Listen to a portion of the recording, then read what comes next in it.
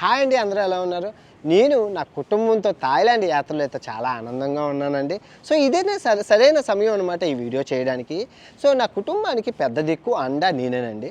So నాకు in case ఏదైనా ప్రపంచ యాత్రలో జరగరాని ఏదైనా జరిగి అపాయం నాకు ఎదురైతే నా కుటుంబానికి దగ్గర దగ్గర 12 కోట్ల రూపాయలు వస్తుంది. సో ఎందుకంటే నా కుటుంబానికి పెద్ద దిక్కు అండ నేనే కాబట్టి.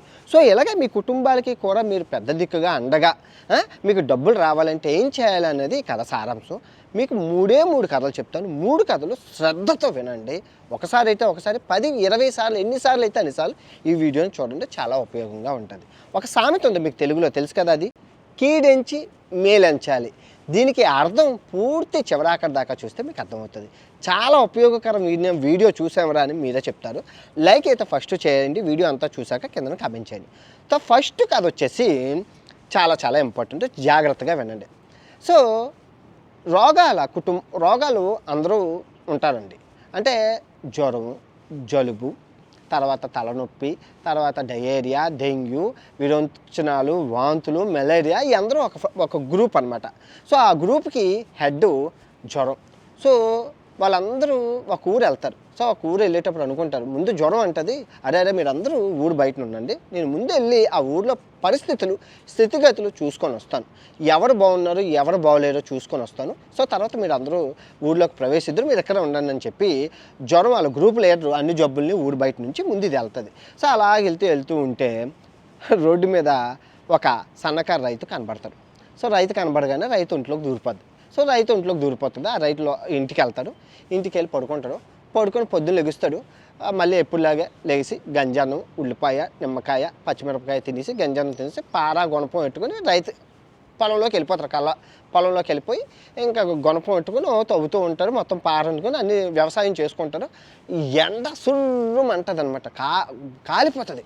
ఆ ఎండలో ఇది ఎలా చేస్తుంటే జ్వరం ఒంట్లోపల ఉండి అనుకుంటుంది, ఇదేట్రా బాబు నేనే వేడి అనుకుంటే నన్ను ఇంకా ఎండలోని సావదొబ్బుతున్నాడు, ఇంకా నేను ఈ ఒంట్లో ఉండలేను, నాకే వేడిగా ఉందంటే అంటే జ్వరంకే వేడి ఉంది అంటే చూడండి రైతు ఎంత కష్టపడుతున్నాడు. ఇంకా అని చెప్పి ఆ రైతు ఒంట్లో నుంచి బయటకు వచ్చేసి అలా నడుచుకొని వెళ్ళిపోతూ ఆలోచిస్తుంటుంది, ఈ డేట్ ఇలాగ నన్ను ఇంకా వీళ్ళందరూ ఎలాగే ఉంటే మనం ఎలాగ సుఖంగా ఉండేది అని జ్వరం మనసులో అనుకొని ఇలా కాదు, పేదోడైతే ఇలా చేస్తుండే కదా, డబ్బున్నోడి ఇంటికి వెళ్ళిపోదామని ఆ ఊర్లో 10 అంతస్తుల మేడలోని బంగ్లా జమీందారు ఉంటాడు.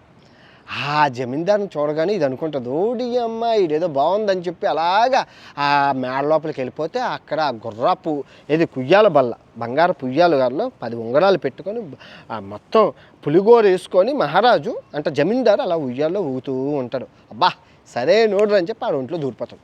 ఆ ఒంట్లో దూరిపోతే ఆ ఏసీ, అది ఆ సపర్యాలు, జ్యూసులు, ఆ పనులు అన్నీ చూసి అబ్బాబ్బా సరే ఇంట్లోకి వచ్చాను, పోతే అమ్మ ఆ రైతు దగ్గర ఉంటే ఎండలో సావదొబ్బాడు అనుకొని ఆలోచన.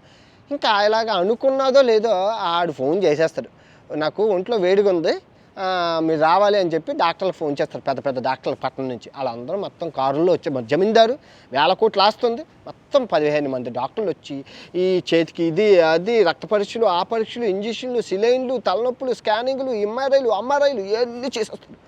ఈ జ్వరంకి భయం వేసేస్తుంది, ఇదేట్రా బాబు వచ్చింది ఇంత జ్వరము, ఏంటి ఎంత భయపెట్టేస్తుంటారు, కరెంట్ షాకులు అన్నీ పెట్టేస్తుంటారు. జ్వరం మరి డబ్బు ఉన్నాడు కదా, భయం, ముందు జాగ్రత్తలతో అన్నీ తీసుకుంటారు. ఎనిమాలు గినిమాలు మొత్తం ఇది థర్మామీటర్లు ఎన్ని పెడితే జ్వరంకి దానికి భయం వచ్చేస్తుంది. దానికి పాపం అనుకుంటుంది, అమ్మ బాబు ఈ డబ్బున్న వాళ్ళు ఇంట్లో ఉంచకూడదురా నాయన, ఆపరేషన్లు చేసేస్తుండ్రు, నాకే కరెంట్ షాకులు పెట్టేస్తుండ్రు, లోపల ఉన్న నాకు ఎలాగ ప్రశాంతం లేదని చెప్పి ఆడింట్లో నుంచి బయటకు వచ్చేస్తుంది.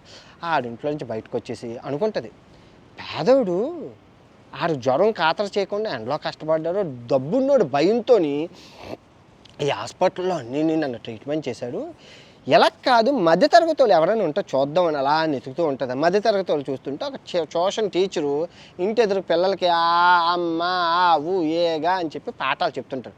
అమ్మయ్య ఈ సరైనోడు దొరికారు, ఆ రొంట్లో దూరిపోతుంది. ఆ రొంట్లో దూరిపోయాక అలా ఉంటుంది. కొంచెం సాయంత్రం పిల్లలందరినీ ట్యూషన్ నుంచి పంపించాక, సీత జ్వరం వచ్చినట్లుంది తరుగుడ్డతే అంటారు. ఆడు ఒంట్లో కూర్చోబెట్టుకుని తరుగుడ్డేసుకొని తొంగోడు అని అంటారు కదా, ఇదే జ్వరం వచ్చిందిరా అంటే తరుగుడ్డేసుకొని తొంగ అంటారు కదా, ఇదే సామెత. సో తీసుకోడు. ఆ ఒంట్లో జ్వరం అనుకుంటుంది, అబ్బా ఎంత సుఖంగా చూసుకుంటున్నారా హ్యాపీగాన, ఏ హాస్పిటల్ లేదు, ఏ ఎండ లేదు, అలా ఫ్యాన్ వేసుకొని తీసుకోండి. అలా 15 రోజులు తరగొడ్డు వేసుకొని తీసుకునేసరికి 15వ రోజు తరగొడ్డు వేయడానికి మనిషి లేడు, తీయడానికి మనిషి లేడు, చచ్చిపోయాడు. చచ్చిపోతే అప్పుడు ఆ జ్వరం ఆనందంగా అమ్మయ్య అని చెప్పి ఒంట్లో నుంచి బయటకు వచ్చి ఊరు అవతలు ఉన్న ఫ్రెండ్స్ అందరికీ చెప్పింది, వస్తే జరిగింది కథ ఇది, పేదోడు ఇంటికి వెళ్తే ఎలా చేశారు, డబ్బున్నోడు ఇంటికి వెళ్ళి ఎలా చేశారు, మధ్యతరగతి ఇంటికి వెళ్ళి నాకు సకల భోగాలు ఉన్నాయి, ఆడు చచ్చిపోయాడా అనేసి వాళ్ళందరూ చెప్పుకుంటారు.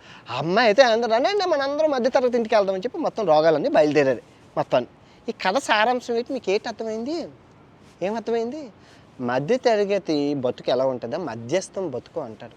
అంటే ఇక్కడ పేదవాళ్ళు అంటే కొంచెం వీళ్ళు ఏంటంటే ఇల్లిటరేట్, నిరక్షరాస్యులు అవ్వడం వల్ల ఈ ఈ ఈ రోగాల గురించి వాటి గురించి ఏదైనా అయిందనుకో పల్లెటూరులో పసుపు రాసేసుకుంటారు. మీరు చూస్తే ఏదైనా పిండి కట్టు కడతారంటారు, లేదంటే ఏదో పసరు తీసుకొని రాసేసుకుంటారు, అవి సొంత వైద్యాలు నాటు వైద్యాలు చేసుకుంటారు, తగ్గించుకుంటారు. డబ్బున్నోడు హాస్పిటల్కి వెళ్ళిపోతుంది. మధ్యతరగతి బతుకు ఎలా ఉంటుందంటే మధ్యస్థం బతుకు. అందుకే పర్ఫెక్ట్ సామెత ఉంది మన తెలుగులోని, బతికితే తలకి కిరీటంలాగైనా బతకాలి, లేదంటే కాళ్ళకి చెప్పులాగైనా బతకాలి, అంతేగాని మధ్యస్థపు మొలతాడు బతుకు బతకకూడదు. మొలతాడు చూడండి అలా నలిగిపోతూనే ఉంటుంది, మధ్యన తాళాలు తెప్పులు మొత్తం అన్నీ వేసేసి అలాగా ఫ్యాంట్కి చుట్టేస్తారు. ఇప్పుడు మీకు అర్థమైందా? దీన్నే బీమా పథకం. ఇప్పుడు మధ్యస్థం కుటుంబం, దీన్నే బీమా పాలసీ అంటారు. ఈ పాలసీ ఉండుంటే ఆ మధ్యస్థం బతుకు, ఆ బతుకు ఉన్నోడు వాడు చనిపోయాక ఆ కుటుంబానికి ఒక 5 లక్షలు 10 లక్షలు కోటో 2 కోట్లు వద్దును కదా. కానీ వాళ్ళు పాలసీలు ఏమి తీసుకోలేదు, మొత్తం కుటుంబం అంతా సంకనాకపోయింది. సో ఇప్పుడు మీకు ఒక పాలసీ అర్థమైంది, ఏది? బీమా పాలసీ, జీవిత బీమా పాలసీ. అది ఎంత అవసరం, దానికి పర్ఫెక్ట్ ఎగ్జాంపుల్ నేనేనండి. అది మీకు చెప్తాను, తర్వాత చెప్తాను, ఎగ్జాంపుల్తో సహా చెప్తాను. ఇప్పుడు రెండో కథ వచ్చేసి మీకు చాలా చాలా ఇంపార్టెంట్, ఇది జాగ్రత్తగా ఉండండి. ఒక పాలసీ అయిపోయింది కదా, ఇది హెల్త్ ఇన్సూరెన్స్ పాలసీ. ఈ కథ వినండి. ఒక కథ అయిపోయింది, రెండో కథ వినండి. లైక్ కొట్టండి ఎవరైనా కొట్టకపోతే. రాము లక్ష్మణ్ అనే ఇద్దరు ఫ్రెండ్స్ ఉంటారు, బెస్ట్ ఫ్రెండ్స్. సో వాళ్ళిద్దరు చిన్ననాటి స్నేహితులు, బాగా ఇద్దరు పెళ్ళిళ్ళు చేసేసుకున్నారు, ఇద్దరు డబ్బులు కూడబెట్టుకుని ఒక చిన్న ఇల్లు కొనుక్కున్నారు. సో చిన్న ఇల్లు కొనుక్కొని సగం వాటాలో వీడు ఉంటున్నారు. ఒకే బైక్ ఇద్దరు ఈఎంఐలో బైకులు కొనుక్కొని ఆ బైక్లోనే ఇద్దరు వెళ్తుంటారనమాట. అంటే ఒక వారం వీడు డ్రైవింగ్ చేసుకుంటూ ప్రతిదీ షేరింగ్ చేసుకొని వెళ్తారు. అలా జీవితం హ్యాపీగా వెళ్ళిపోతుంది. ఇద్దరు ఒకే కంపెనీలో పనిచేస్తున్నారు. సో వన్ ఫైన్ డే ఒకరోజు పాలసీ ఆయన మన ఆఫీస్కి వచ్చి వీళ్ళందరికీ కంపెనీలో చెప్తారు, అరే మంచి పాలసీ వచ్చింది, మీరు తీసుకోవాలి, మీ కుటుంబాలకు చాలా ఉపయోగం. అంటే ఈ రాము పెద్దోడు వాళ్ళ మామ చెప్పింది, కీడెంచి మేలంచాలి అనేసి. ఏదైనా అయితే నా కుటుంబానికి అండదిక్కు ఉంటుంది, పాలసీ ఎంత బాబు అని చెప్పి 400-300 అయితే పాలసీ తీసేసుకున్నాడు. ఈ లక్ష్మణ్ గారు కొంచెం తెలివైనాడు, ఓవర్ కాన్ఫిడెన్స్ వాడు. చెప్తే 400 పెట్టి చీటీ కట్టామంటే 5 సంవత్సరాలు 2 లక్షలు అవుతుంది, ఆ తర్వాత 2 కోట్లు అవుతుంది, ఈ అమ్మ పాలసీలని మోసం చేస్తాను, నాకేం అవ్వదు, నేను ఐరన్ మ్యాన్ అని చెప్పి తీసుకోడు. కట్ చేస్తే 5 సంవత్సరాలు వీళ్ళు ఇద్దరు వన్ ఫైన్ డే బండి మీద నుంచి వెళ్తున్నప్పుడు టెప్పల్ లారీ వీళ్ళ మీద పడిపోతుంది. లోడు వెళ్తున్న లారీ వెహికల్ ఫెయిల్యూర్ అయిపోయి పడిపోతే రాముకి లక్ష్మణ్కి కాలు ఈ రిప్స్ అన్నీ ఇరిగిపోతాయి, మొత్తం రిప్స్ అన్నీ ఇరిగిపోయి మొత్తం అనారోగ్యం పాలైపోయి మొత్తం కొలంబస్ అయిపోతే ఇద్దరు హాస్పిటల్లో జాయిన్ అవుతారు. ఇద్దరు హాస్పిటల్లో జాయిన్ అయితే ఇక్కడ ఇది రాముకి పాలసీ ఉండడం వల్ల, హెల్త్ ఇన్సూరెన్స్ పాలసీ ఉండడం వల్ల మొత్తం అయిన డబ్బులన్నీ కంపెనీ వాళ్ళు చూసుకుంటారు. కానీ లక్ష్మణ్కి పాలసీ ఏమి ఉండకపోవడం వల్ల ఆ చీటీ అలా ఆవిడ ఇచ్చేస్తాను, చీటీ అర్జెంటుగా చీటీ పాడేసి ఆ డబ్బులు అన్నీ తెచ్చేసి ట్రీట్మెంట్ చేసేస్తుంది. ఇంకా డబ్బులు సరిపోతే ఏమంటుందంటే, పక్కనే ఉన్నారు కదా, అమ్మమ్మ మీ దగ్గర ఏమైనా ఉంటే డబ్బులు ఇవ్వండి, తనఖాకి ఇల్లు పెట్టేసుకోండి అని చెప్పి తనఖాకి ఇల్లు పెట్టేసుకొని తీసేసుకుంటుంది. ఆ పక్కన ఆంటీ దగ్గర తీసేసుకుంటే ఈ రాము వాళ్ళ ఆవిడ ఇచ్చేస్తుంది, ట్రీట్మెంట్ అయిపోతారు, ఇద్దరు వీల్ చైర్లకి పరిమితం, డిశ్చార్జ్ అయిపోతారు. అంతా వీడికి ఆ ఇల్లు పాపం వాళ్ళు అప్పు తీర్చలేక, లక్ష్మణాలు అప్పు తీర్చలేక రాముకి ఇల్లంతా ఉంటుంది. ఈ వీల్ చైర్లో నీడు ట్యూషన్ పిల్లల పాఠాలు చెప్పుకుంటూ ఉంటాడు. సో పైన వాటాని రెంట్కిచ్చి ఆ డబ్బులు ఈ డబ్బులతో కుటుంబం హ్యాపీగానే ఉంటుంది. కానీ లక్ష్మణాలు పాపం డబ్బులు లేవు, ఇల్లు అమ్మేశారు, ఆదాయం లేదు, ఉద్యోగం లేదు. సో ఏం చేస్తారంటే పూడి గుడిసెలోకి షిఫ్ట్ అయిపోయి వాళ్ళ ఆవిడ పని చేస్తుంటుంది, కూలి పనులు గట్టా చేస్తుంది. ఈ సామెత ద్వారా మీకు ఏమర్థమైంది? ఇన్సూరెన్స్ ఉంటే రాములాగా లక్ష్మణ్కి కూడా డబ్బులు వద్దును కదా, డబ్బులు వద్దునా ఉన్నా ఎంత ఇల్లున్ను ఏదైనా ఆ ఇన్సూరెన్స్ డబ్బులతో ఏదో ఒక పని చేసుకొని ఏదో వ్యాపారం ఏదో పెట్టుకుంటారు కదా, కానీ అది చేయకపోవడం వల్ల ఎంత నష్టం జరిగింది.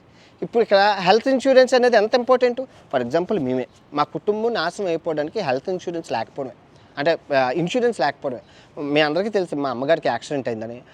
అంటే మేము పాలసీ ఒకరికే తీసుకున్నాం, అంటే మాకు అవ్వదు కదా అందరికీ పాలసీ 10% కట్టాలంటే. మా నాన్న బయటికి వెళ్ళి సంపాదిస్తారని చెప్పి మా నాన్నకి పాలసీ తీసుకుంది మా అమ్మ. రోడ్డు మీదకి వెళ్తాడు, నేను ఇక్కడ షాప్, మా నాన్న ఏంటంటే రోడ్డు మీదకి వెళ్ళి సామాన్ అన్నీ తీస్తే మా అమ్మ షాప్లో సామాన్లు అమ్మడం. కాకపోతే ఏం జరిగిందంటే దురదృష్టం మా నెత్తి మీద రాసి ఉంది. వాడు బండితో వచ్చి మా అమ్మ షాప్ దగ్గర ఉంటే ఆడు తాగేసి గుద్దితే మా అమ్మ కాలు పిప్పు అయిపోయింది, మొత్తం ముక్కలు అయిపోయింది. 40% హ్యాండిక్యాప్ మా అమ్మ, నడలేదు. అయితే మొత్తం కుటుంబం అంతా, ఎందుకంటే నా చదువు పోయింది. మా తమ్ముడు మా నాన్నకి హెల్ప్ చేశారు షాప్లోని. చదువు స్కూల్ మానేసి 2 సంవత్సరాలు. నేను 2 సంవత్సరాలు స్కూల్ మానేసి మా అమ్మకి హాస్పిటల్ కేజీహెచ్లో ఉండిపోయాను. 2 సంవత్సరాలు వచ్చాపియ్య నేనే ఎత్తాలి. ఎవరు లేరు, ఎవరు వస్తారు, చుట్టాలు ఎవరు వచ్చేస్తారు మనకి. అన్నీ నేనే చేసుకుని ఆ గవర్నమెంట్ ఇచ్చిన ఫుడ్ తినుకుంటూ ఆ బ్రెడ్లు అవి తీసుకుంటూ అలాగే జీవనాన్ని అయితే కొనసాగించాను. 3వ కథ చాలా చాలా బాగుంటుంది. ఇది live experience, perfect example. Travel insurance. So ఇది పర్ఫెక్ట్గా కీడించి మేలంచాలి. ఇప్పుడు మా అమ్మ నాన్నలో ముగ్గురు మొత్తం అందరం వచ్చాం, థాయిలాండ్ యాత్రలో చేస్తున్నాం. మా అమ్మకి కాలు ఇరిగిపోయింది. నడిచేటప్పుడు ఏదైనా అయి పడిపోతే హాస్పిటల్ చుట్టూ ఎవరు తిరుగుతాడు? ఎంతెంత డబ్బులు అవుతాయి విదేశాల్లో హాస్పిటల్లోని. అందుకే ఏముంది 300 ముగ్గురికి 900 పెట్టి ఇన్సూరెన్స్ తీశాను. ఒకవేళ ఏదైనా అయితే హాస్పిటలే చూసుకుంటుంది, ఏముంది, తప్పదు. మనకి ఏ క్షణాన ఏం జరుగుతుందో ఎవరు గెస్ చేయలేం, అందుకే తీసుకున్నాను. సో కరెక్ట్గా మీరు చూస్తున్నారు కదా, ఇది 2021 యూరోప్లో నేను ఉన్నాను. బోస్నియా హెర్జగోవినా రాజధాని సరైవో, అక్కడ ఉన్నానమాట. సో అక్కడ ఉంటున్నప్పుడు ఈ అబ్బాయి, మా హాస్టల్లో ఉంటున్న అబ్బాయి చెప్పాడు, నేను సైక్లింగ్కి వెళ్తున్నాను. అబ్బాయి సైక్లింగ్కి వెళ్తున్నాను, జర్మనీ అబ్బాయి, నేను సైక్లింగ్కి వెళ్తున్నాను అన్నాడు. వెళ్ళి బ్రో అన్నాను. వెళ్ళాడు, రాలేదు. రాత్రి 9 మొత్తం చెయ్యి కొట్టుకొని వచ్చాడు. మీరు చూస్తున్నారు కదా, వీడియోయే ప్రూఫ్. చూడండి, మొత్తం చెయ్యి అంతా ఇరిగిపోయింది. వచ్చి సైకిల్ గుద్దితే మొత్తం చెయ్యి మొక్కలు అయిపోయింది. మొత్తం అక్కడ ఉన్న పోలీసు వాళ్ళు గట్టా హాస్పిటల్కి తీసుకెళ్ళి అబ్బాయిని చాలా ఇది చేశారు. రాత్రికి వచ్చాడు మొత్తం చెయ్యి అంతా. నేనేం చేశానంటే, మానవత్వం, హాస్టల్లో ఉన్నాడు, పాపం అనిపించింది. నేనేమీ 2-3 సార్లు బర్గర్లు కొన్నాను, 4 సార్లు ఫ్రూట్స్ కొన్నాను, యాపిల్లు గట్టా. అంటే నేను వెళ్ళేటప్పుడు భయ్యా అంటే ఒక 5 రోజులు కంటికి రెప్పలాగా చూసుకున్నాను అబ్బాయిని. వాటర్ ఇవ్వడం, బట్టలు ఇవ్వడం గట్టా చేశాను. సో వెళ్ళేటప్పుడు థ్యాంక్ యూ అని చెప్పాడు, ఒక మానవత్వం. కాకపోతే అబ్బాయికి దగ్గర 15 లక్షలు అయింది మొత్తం అంతటిగా. అంటే విదేశాల్లో జ్వరం వస్తేనే లక్షల్లో తీసుకుంటారు, యూరోప్లోని మళ్ళీ 15 లక్షలు అయితే ఆ ఇన్సూరెన్స్ ఉండడం మొత్తం క్లెయిమ్ చేసుకున్నారు, హ్యాపీ. చూసారు, పర్ఫెక్ట్ ఎగ్జాంపుల్. ఒకవేళ మీరు చెప్పండి, ఆ ఇన్సూరెన్స్ లేకపోతే ఏమవుతుందండి? అబ్బాయికి 15 లక్షలు నష్టమైనా. ఇలాగ చాలా జరిగాయి. నాకు అప్పటి నుంచి భయం అనమాట. అందుకని నేను ఇన్సూరెన్స్ వాడతాను. నేను చాలా ఎక్స్పెన్సివ్ ఇన్సూరెన్స్ వాడతానండి. అంటే ఇండియా ఇన్సూరెన్స్ వాడను నేను, ఎందుకంటే కొంచెం సాహసాలు అవి చేస్తాను కదా. 8,000 పెట్టి ఇన్సూరెన్స్, నాకు నెలకి 8,000 అవుతుంది ఇన్సూరెన్స్. సంవత్సరానికి 80,000, మొత్తం అంతా కలిపి ₹1,00,000 ఇన్సూరెన్స్ ఉన్నది, పెద్ద ఇన్సూరెన్స్. పెద్ద కంపెనీ వాడతాను. నేను చెప్పను, అది మళ్ళీ అది చెప్తే అది ప్రమోషన్ అవుతుంది. మీకు ఎవరికి ఉపయోగపడదు. ఎందుకంటే అది సాహసాలు చేసి ట్రావెలింగ్ చేసి బయట ఇండియాలోనే అదే ఇన్సూరెన్స్ 1,200కి వస్తుంది. అలా 1,200 ఇన్సూరెన్స్ నేను 8,000 నాకు అవ్వదు. నాకు ఇండియా నుంచి వదిలేశాను కదా. ఎప్పుడైనా ఇన్సూరెన్స్ ఇండియాలో కొనుక్కొని బయటకు రావాలి, అంతేగాని ఎక్కడుండి ఇండియాలో కొనుక్కోలేము. నాకు ఆప్షన్ లేక నేను కొనుక్కున్నాను. కావాలంటే డిస్క్రిప్షన్లో పెడుతున్నాను నా పేరు, అది ఉపయోగపడదు. అది ఎవరికో నాలాంటి కొనికిస్కా గొట్టం కలిగి అది దయచేసి కొనుక్కోకండి. మళ్ళీ చెప్తున్నాను, ఓకే. అది ఇండియాలోనే తీసుకొని వెళ్ళండి, చవక. సో ట్రావెల్ ఇన్సూరెన్స్ ఈ విధంగా ఉపయోగపడింది కదండి. సో ఎంత ఉపయోగించారండి. సో అందుకే మీరు ట్రావెల్కి ఎప్పుడైనా ఎక్కడికైనా వెళ్ళేటప్పుడు ట్రావెల్ ఇన్సూరెన్స్ అనేది మర్చిపోకండి. చాలా తక్కువే, ఏముంది, తీసుకుంటాం. ఏదైనా అయితే దేశంలో ఖర్చులు ఎంత అవుతాయో తెలుసా? మొత్తం ఇదైపోతుంది, మొత్తం ఆస్తులు అమ్మేసుకోవాలి. చాలా మర్చిపోకుండా ఎప్పుడు మీరు ట్రావెలింగ్కి వెళ్ళినా చేతులు మంచి కంపెనీలు ఉన్నాయి.